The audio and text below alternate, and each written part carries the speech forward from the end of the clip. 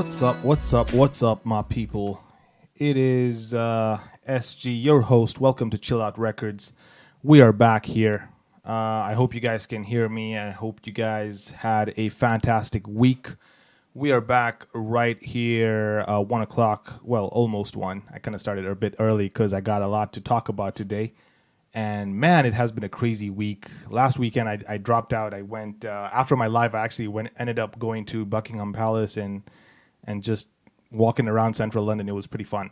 Anyway, so today, holy shit, we're gonna be talking about this song that I did, and I did it with. I worked on this song with Ibra Star, and it was something that was so traumatic, and I was like, I gotta document this in some way. I gotta talk about it and just let it out because a lot of shit was going through my mind when this incident happened to me, and I was like, holy freaking shit.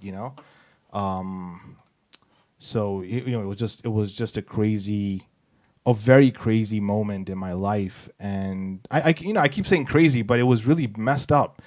The more I think about it, I feel like if there was certain circumstances, if these certain circumstances didn't happen, I don't think I would be here today. Honestly, I just felt like I wouldn't be here today. It was just one of those moments, and I'm honestly grateful, and I can't believe I'm alive. So that's the song that we're going to be talking about today. The name of the song is "I'm Alive," featuring Ibra Star. Ibra Star came in first verse. So before we listen to the song, obviously what you just heard was the instrumental. So I'll give you guys a story about what exactly happened and how messed up the situation is. And this happened like 2014.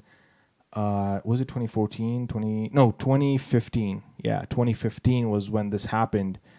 Just the beginning of 2015, I think. Actually, no, the end of 2014, November, I remember. And what happened was I got jumped. I got attacked, basically. That's what happened. So I literally wanted to share exactly where this incident happened. So maybe if you guys are walking around here, and this is in the 254 Nairobi, leaving town, and it's such a dangerous place to be at around 8 o'clock at night. So let me share my screen 1 second and show you guys exactly where this place was, and it was so fucked up. It was so fucked up, man. I still, even when I just think about it today, and I was like, this happened to me. Like, if it wasn't raining that day, I don't think I would have woken up. I honestly don't feel like I would have freaking woken up. So anyway, looks like we've got a viewer here. Thank you so much for checking out the channel. Really do appreciate it. So I was going to just show you exactly where this incident happened. So if you guys are walking around in town, Nairobi, leaving the CBD, and, like if you're walking and you're not, you don't have your own car and you're just walking out of the place, and especially at night, it's really, really dangerous. So essentially what happened was I was done with my classes. I was in campus that time. I was done with my classes. I was just going home. So I was commuting home. And I remember that day specifically, I kind of got late because I had an exam. And so I finished my classes, and I finished around 8:30 at night was the time that I was at this junction here. I don't know if you guys can see it clearly. So this is Kenya Railway Museum, Haile Selassie roundabout. And so you guys know that when you're leaving this place, there's this massive bridge where all the trains go under the bridge and all that kind of stuff. And like, there are a lot of people that are hiding under this bridge that I was not even aware of at that time. So I heard stories of people getting hit and attacked, and it just went over my head. And that time when you're having exams and you're in school, you don't even you're not thinking about like your safety and all this other shit. You're just focusing on trying to get your good grades and just try and like study hard, and you're not thinking about, oh, are there like people out here to kill me? You're still young, you're relatively naive, and you're relatively naive, and you don't know what's going to happen. And so I left campus. I remember that night like it was the back of my hand, and I left the campus, and I was late because of the exam got like delayed. So the exam was supposed to be in the afternoon, but they kind of like delayed it towards the evening. So by the time I left the campus and I was already here, it was like 8:30.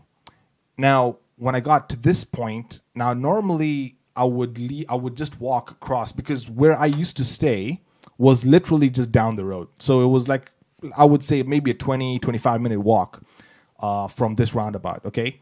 So I'd use, the public transport to like drop me off into town, or I'd actually use the school bus to drop me at town, and then from town I'd just walk home because it would be like 30-40 minutes and I'd be home. But what I failed to recognize was it was pretty late. It was pretty late, number one. Number two, it was drizzling like crazy. And the thing about Kenya is once it starts raining, it's like everything goes to chaos. Everything has to shut down. It's like just a little bit of rain. It's like, okay, shut down everything. The lights go off, the transportation stops working, and people are just all over the place. It's so chaotic, especially in town, and especially on a freaking Thursday evening. It's crazy. So I got there. It was drizzling. It wasn't like raining heavily, but it was drizzling. And I had this hoodie on that was, I had a Maven on, so I had like a beanie. I used to dress weird. So I had a beanie on, and then I had a hoodie on top of the beanie. And then I had headphones on, and I was listening to music.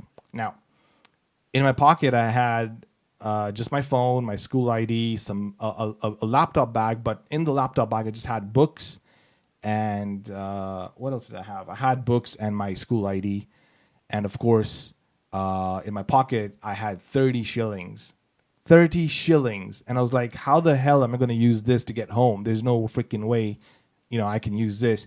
Because if you board a public transport vehicle, of course, from here, first of all, to begin with. Let's go into the street view. Let me just show you guys. So you guys have like a proper like freaking view of what this thing looks like. So this is the stage. You can already see how freaking chaotic this looks like, right? It's the freaking matatus all over the freaking place. People at donkeys, cows, and these guys with these whatever these things are. What are they? Mkokoteni. Yeah. So these guys all walking around. So the whole place is chaotic. So you can imagine 7:30, 8 o'clock. Even though it was like kind of like freeing up. A lot of people had already gone home by that time. But the fact that it was a Thursday night, it was a bit hectic. People were just getting ready for the weekend. And so this is the stage. As you can see, some public transport vehicles do stand over here and collect people. Now, I was told that this is kind of illegal, and this is not really an official stage for where these guys are supposed to be picking up the pedestrians, but I never knew that. I always assumed because I always saw people, waiting here, and I was like, okay, this looks like a stage where the public transport vehicle will stop and come and collect you. And I later on found out that this was actually an illegal stop and they were not supposed to be here. Anyway. So I reached here at like 8:30. Obviously, that was really late. There was no way that I was going to get a bus from here. I was supposed to go back all the way inside town. There's a place called bus station or something like that. That you're supposed to go inside there, and that's where you that's where you get the ride from.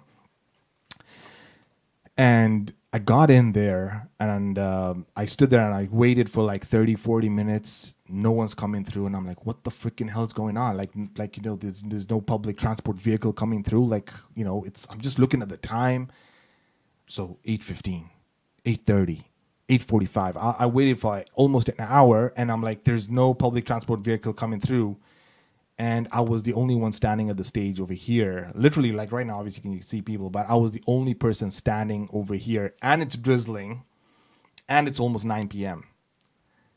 And I'm the only guy who looks like this, standing over there. So you can imagine what the fuck was going to happen next. Now, I don't know if I can remember very clearly. And here's the fucked up thing. What happened next? I don't even remember jack shit after that. So I'll tell you what I can remember, obviously. So 8:45, I'm standing here and I'm like, shit, there's no way I'm going to be able to get a public transport vehicle. So what I'm going to do is I'm just going to walk home. So I started walking along this road, and as you can see, it's really fucked up. Maybe if I can move a little forward. Oops, I clicked something stupid. Let's go back. Let's go over here. So let's go right over here. Yes. So you can even see the terrain is really messed up. And I just started walking over here. First of all of these like ditches over here and shit, right? And it's not even safe to walk. And if you don't have, like, there's no freaking street lights, obviously. So there's no way you can even see where the hell you're walking. So you're kind of depending on the cars that are driving by to like flash a little bit of light on the footpath so you can see where you're walking. And so I'm just walking, minding my own business. And now, so this is the place where you start climbing the bridge, right? Now, if I zoom in a little bit, I don't know if you guys can see, there are people walking over here on the side of the bridge. Obviously, this has all changed, I think, because there's like an expressway and all that kind of shit. But I'm talking about freaking hell that time. So it's pitch black, it's freaking dark, and I'm walking alone over here, and it's drizzling, and I'm such a freaking idiot. I have my headphones on and I'm listening to music like I'm living in the first world. Shit, such an idiot, such an idiot. It was one of the most dumbest things I ever did. So I'm walking up the road, and that was the last thing I heard. That was the last thing I remember. I reached somewhere like here where this flagpole is, and that was the last place. I don't remember anything after that. Like after that, I don't remember anything. Then around, well, I'm not going to I didn't even know the time. I woke up, okay? I woke up and I felt like some water on my face, and I was lying down. And I woke up and I felt like there's water on my face, and I felt my clothes were wet, and I was wondering, that's strange. Last thing I remember was walking up this road. How am I waking up right now? Am I in my room? So initially I thought I was. Yeah, Sab, thank you for checking out the channel and commenting. Yeah, this part gets ugly. This part gets ugly. I woke up and I was like, am I in my room or what? Like, how did I get to my room? It was so dark. I couldn't see what was around me. Like, the only thing I could see, like, obviously my clothes and like where I was lying down. And I felt the ground, and it was like, this is grass. Like, that's weird. This is grass. There's water on my face. My clothes are wet. My hoodie is like opened up because it was a zipped up hoodie.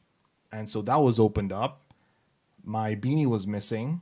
And my laptop bag, which was underneath my hoodie. So I put my laptop bag on, and then I put my hoodie on. My laptop bag was on my side.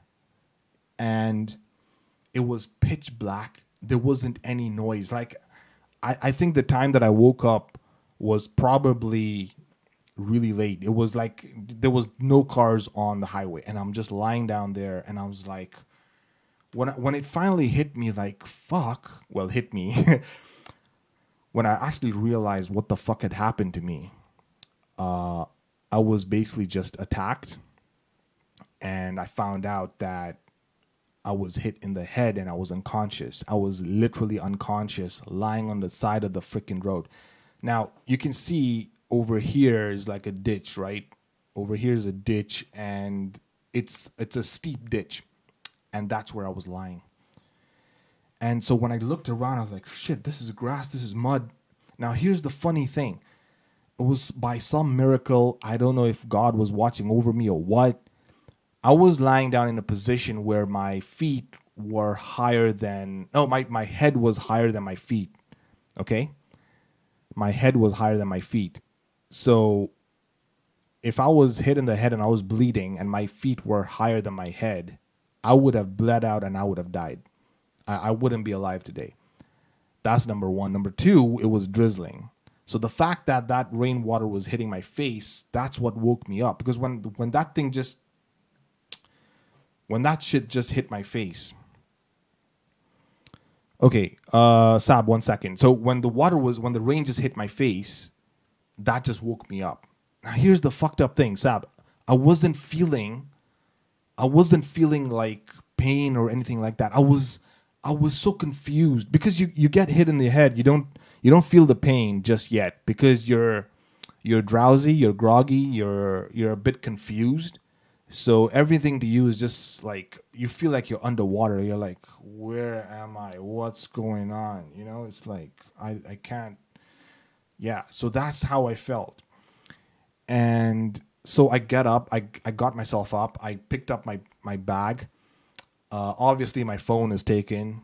My headphones were gone. My school ID and my books were freaking. Well, they left the books. They took the school ID, which doesn't make any freaking sense. So I didn't have any money on me. So it's like, what did you fucking steal? So you stole my phone, and the phone that I had was the K750i Sony Ericsson.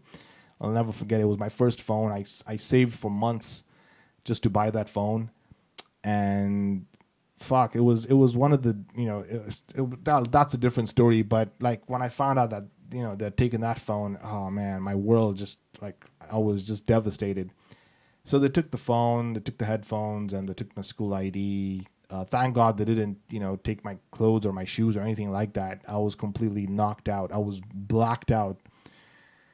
So I got myself up. I picked up the laptop bag, and I crawled, literally crawled to the top of that railing. So you can see where this railing is. That's where I crawled to. And I started shouting and I said, help, help, can someone help me? Is there anyone that can help me? It was pitch black, couldn't see anyone, the streetlights don't work. One or two couple of cars just flew by.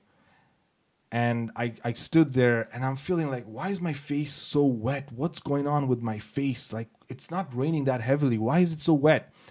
And when I came to like a little bit of light, when a car just passed by and I saw like the light from the car hit my hand, and I looked at my hand, it was all blood. And I was like, fuck, so that was like devastating to me. Like, I was like, shit, I'm bleeding. Like, how much time do I have left? Am I going to be okay? And so I don't have my phone. So my mom's expecting me. My parents at that time, my dad was still alive. He was expecting me to be home by 9 o'clock. I told him I was going to be late. They must have been trying to call me. They must have been worried sick like crazy.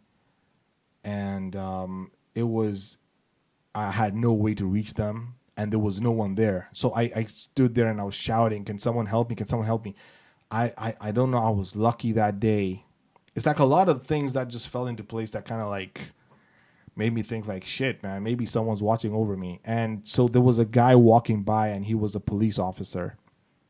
And he told me like, yeah, there have been a lot of muggings and robbings, like, robbings is not even a word. People being robbed, and a lot of muggings and attacks on this bridge, and that and they normally happen after 8 o'clock.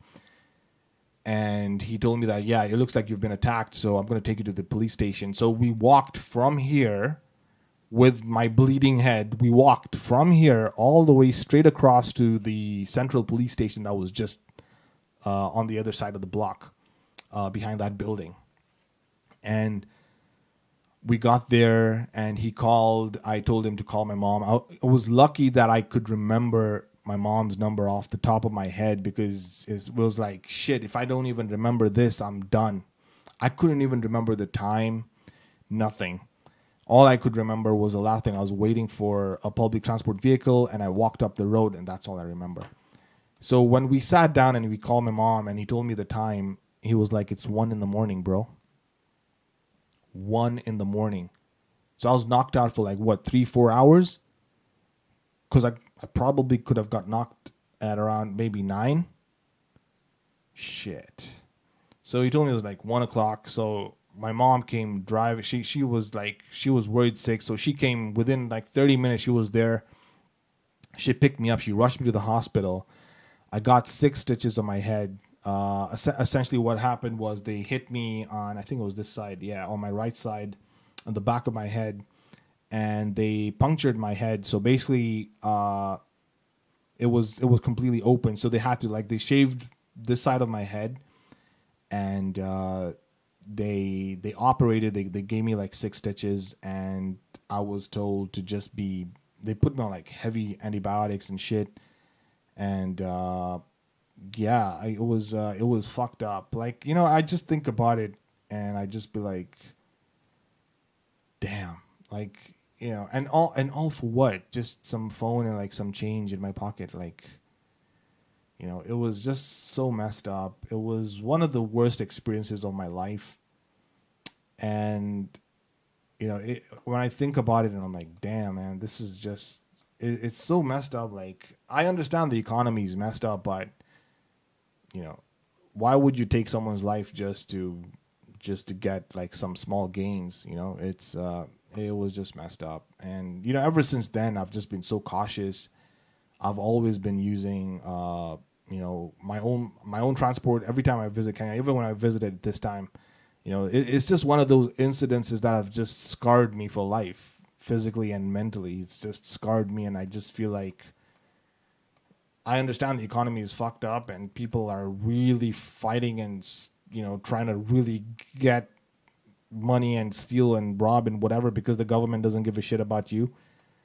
But ever since then, I've been very like super cautious, like where I go and like who I hang out with, and like and how I travel around. Of course, I never use. I've stopped using public transport. Even public transport is so unsafe.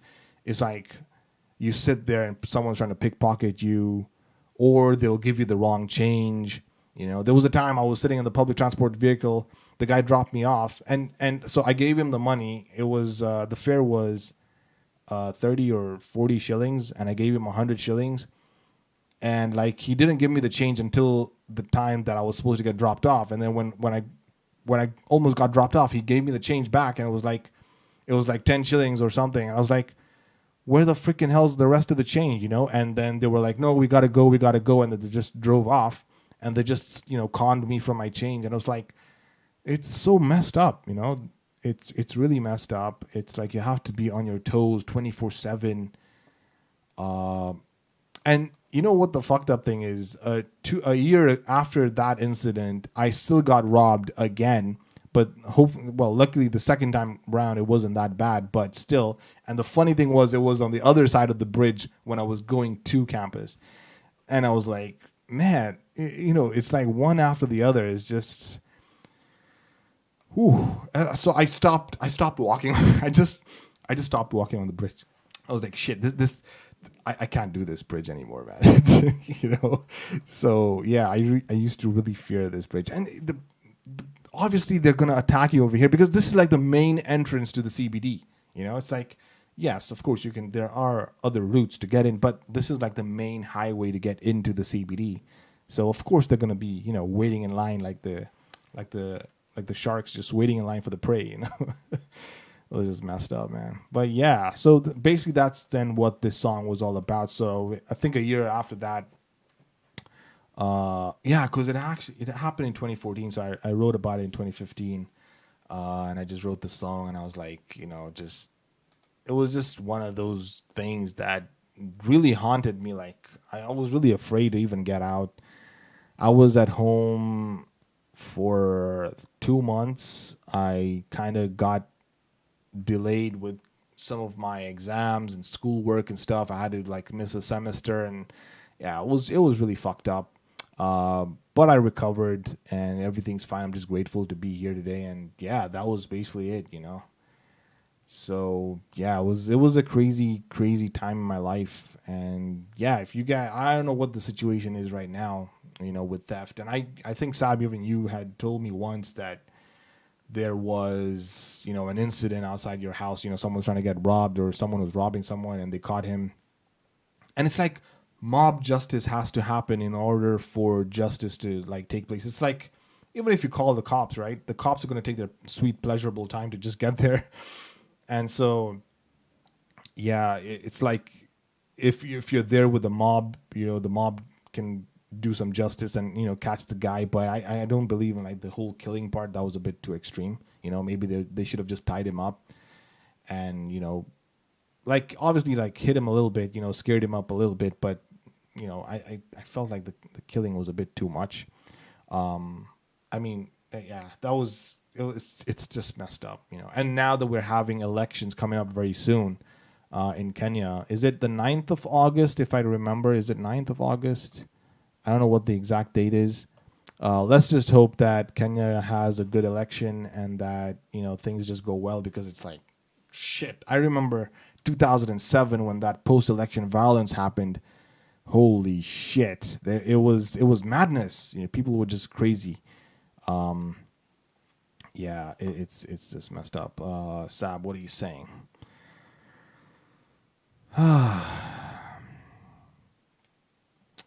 Yeah, it's you know I don't know. I felt like it feels better talking about it than just keeping it within you. Yeah, it was a really traumatic experience in my life, but when I talk about it, I give it less power, if that makes any sense. And it also feels good to just talk about it, share it, and feel like you know someone can maybe learn something from here. But yes, Sab, I get what you're saying. And yeah, I was petrified. Everything. It was just a time in my life where I was even afraid to get out of the house. I started having trust issues. I started feeling like everyone's out here to get me. And then like I think a month or 2 months, for like 2 months after the incident, I felt like I kept replaying that moment in my head. And when something traumatic happens to you, you keep replaying it in your head, and you keep thinking of scenarios of how would I have done things differently. What if I had just walked back and taken the public transport from the right stage? But then again, I didn't have the money, right? So I was so broke. So even my circumstances at that time was so messed up, because I remember from that stage, it used to cost 50 shillings to get to Madaraka from bus station. And I was like, I couldn't afford it, So even at that time, it was a bit expensive. I think bus station is like somewhere here or there. I can't remember exactly where it is. So like from there all the way to Madaraka was here. Yeah, Madaraka Estate was like 50 shillings. And I was like, I couldn't even afford that. How messed up was my situation? So either way, I would have been fucked anyway. So it's like, I can't go back to get public transport. And I couldn't walk, so it's like, what could I have done, So I kept replaying all these scenarios in my head, and I guess what has happened has happened. I can't change the past, but I can learn from it and move on and accept what has happened, And yeah, it's just one of these scars, literally a scar. Like normally, I stopped shaving I stopped cutting my hair because I just let it grow because I didn't want people to see the scar. And yeah, and it's still there, but it's not as visible as it was before initially, like a couple of years ago. And yeah, I just take one day at a time and just accept what I have. And yeah, thank you so much, Sab. It really does mean a lot. Yeah, it was really emotional and mental. And the thing was, it's like you tell your classmates, you tell your friends, and they don't really like take it as serious as, I told a couple of friends and they were like, yeah, but it's fine, it's okay, you're okay. But it was like, you haven't experienced it, So yeah, but I'm here, so thank you so much. I really do appreciate it. And yeah, and thank you for, listening to the story. I mean, that's just something that I wanted to share with everyone and anyone, I guess. Maybe you can learn something from this story, I guess, if you can. But yeah, and then that's basically it. So let's check out the song and see what the hell Ibro was saying in his part, because yeah, it's crazy. Man, it ain't funny out there. Take care of yourself. Can't believe how serious the thieves in this city. Just got no pity cause it hit my boy Speedy at the back of his head just for a couple G's. Nearly left him dead for a little bread. Skull fractured, but he's back in manufacture. More music for your heads, give him credit, not your heads. Speedy, yeah, what's up? Don't forget the quote I say, okay? Okay. What don't kill you only makes you stronger, hey? Okay. Blast your rap flows like Slim Shady. Keep making beats, you're the first Kenyan easy. Oh, no way, so tell them haters, please be easy. Who you think puts out C on the map? His rap name Speedy G. trying to find money trees. People trying to shoot you down before the job is done. Yes, that's the price for living under the Nairobi sun. But don't stress, cause God bless. You're meant to be the best, so your future is success. Yeah.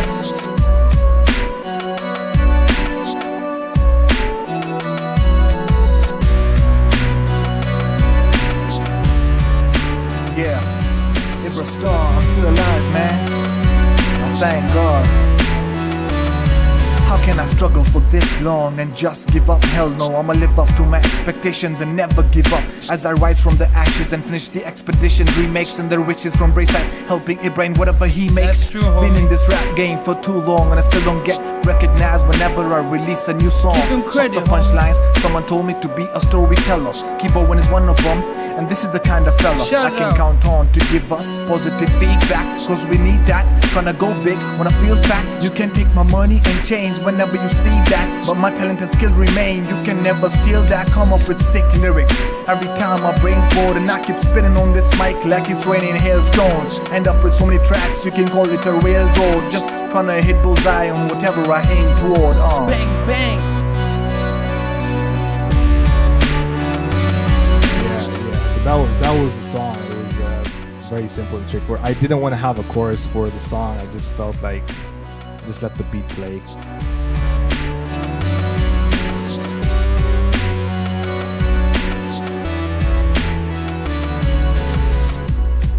Yeah, that was it basically.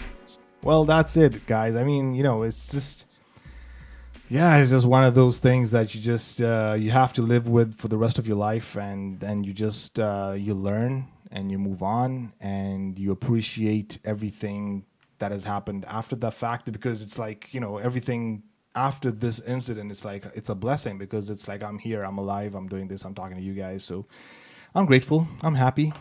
On the positive note, just push forward. That's it. There are always going to be people out there that are going to try and harm you, hurt you, pull you down, take you out. So, just do you. You do you. Focus on you. And no matter how many times you fall down, you will fall down. Just get up and keep going. That's it. So, yeah.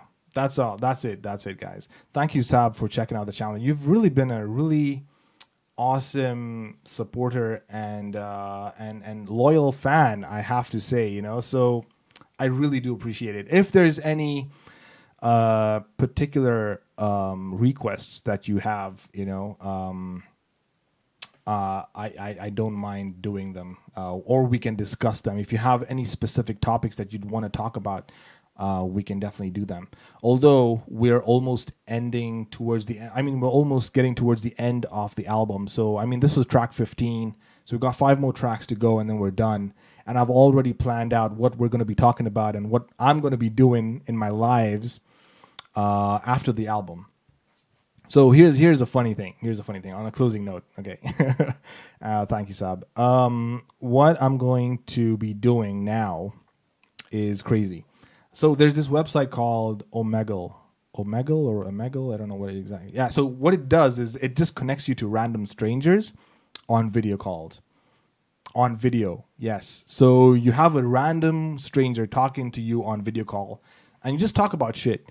And I think it's going to be interesting. I already tried it out, and I had a really nice conversation with someone in, I think he was in the States. Really nice guy, but it's just a random stranger, and we just had a conversation. It was really fun. Yeah, what doesn't break you only makes you stronger. What doesn't kill you only makes you stronger. Yep, absolutely, exactly. So whatever happens, you move on, and you learn from it, and you get stronger. Yeah. So that's basically what I'm going to be doing after this album. I'm going to be having live calls with random strangers on this website, and we're going to just talk about random shit. And I'm going to be doing this because I think it was you, Sab, and I'm going to just say it.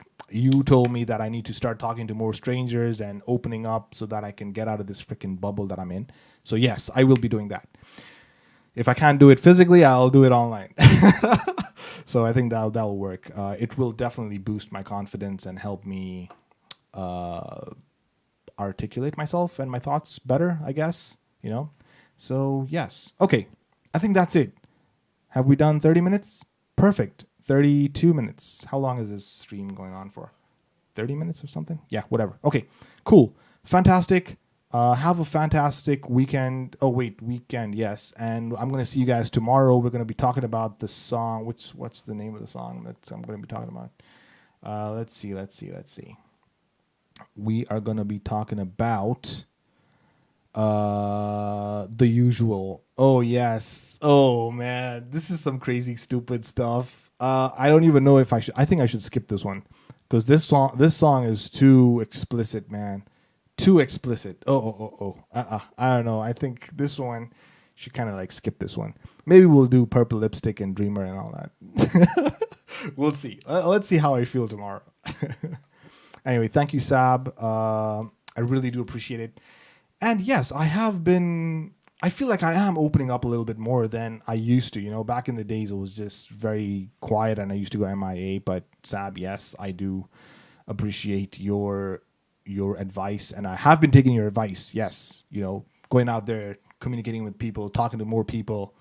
And yeah, so once the album is done, I'm going to have like random like this site is amazing. Like you just connect to a random stranger on video call and you just start talking about stuff. So we'll see how that goes. You know, what are you saying? Rolling on the floor, laughing. Man, the freaking emojis don't show up on this thing, but yeah. If you know, you know. Yes, I know. Of course I know. We all know. Well, not we, but it's just you and I. And I guess we've got one more other person. Thank you for checking out the channel. You can just go back and start afresh if you want to see what I was talking about. But yes. Right. Cool. I think that's it. We're done for the day. 30 minutes is more than enough time. I'm not going to keep you guys for too long. And I will see you guys tomorrow. Bye-bye. Bye-bye.